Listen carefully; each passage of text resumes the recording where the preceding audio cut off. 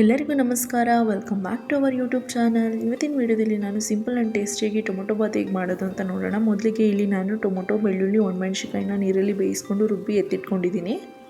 ನಂತರ ಒಂದು ಕುಕ್ಕರ್ಗೆ ಎಣ್ಣೆ, ಪಲಾವ್ ಎಲೆ, ಲವಂಗ, ಏಲಕ್ಕಿಕಾಯಿ, ಕಸ್ತೂರಿ ಮೇಥಿ, ಸೋಂಪು ಇಷ್ಟನ್ನು ಹಾಕಿ ಚೆನ್ನಾಗಿ ಫ್ರೈ ಮಾಡಿ ಈರುಳ್ಳಿ, ಹಸಿಮೆಣಸಿನ್ಕಾಯಿ, ಬಟಾಣಿ, ಸ್ವಲ್ಪ ಪುದೀನ, ಕೊತ್ತಂಬರಿ, 1 ಸ್ಪೂನ್ ಶುಂಠಿ ಬೆಳ್ಳುಳ್ಳಿ ಪೇಸ್ಟು, ಟೊಮೊಟೊ, ಸ್ವಲ್ಪ ಸಾಲ್ಟ್ ಇಷ್ಟನ್ನು ಹಾಕಿ ಚೆನ್ನಾಗಿ ಫ್ರೈ ಮಾಡಿ ಆಲ್ರೆಡಿ ರುಬ್ಬಿ ಎತ್ತಿಟ್ಕೊಂಡಿರ್ತೀವಲ್ಲ ಆ ಮಸಾಲೆನ ಇದಕ್ಕೆ ಹಾಕಿ ಸ್ವಲ್ಪ ಅಚ್ಕಾರದ ಪುಡಿ, ಸ್ವಲ್ಪ ಗರಂ ಮಸಾಲ ಇಷ್ಟನ್ನು ಹಾಕಿ ಚೆನ್ನಾಗಿ ಫ್ಲೇವರ್ ಬಿಡೋವರೆಗೂ ಚೆನ್ನಾಗಿ ಫ್ರೈ ಮಾಡಿ ನೆಕ್ಸ್ಟ್ ಇದಕ್ಕೆ 1:2 ರೇಷಿಯೋದಲ್ಲಿ ನಾವು ನೀರು ಹಾಕಬೇಕು. ಇಲ್ಲಿ ನಾನು 1 ಗ್ಲಾಸ್ ಅಕ್ಕಿಗೆ 2 ಗ್ಲಾಸ್ ನೀರು ಹಾಕಿದ್ದೀನಿ.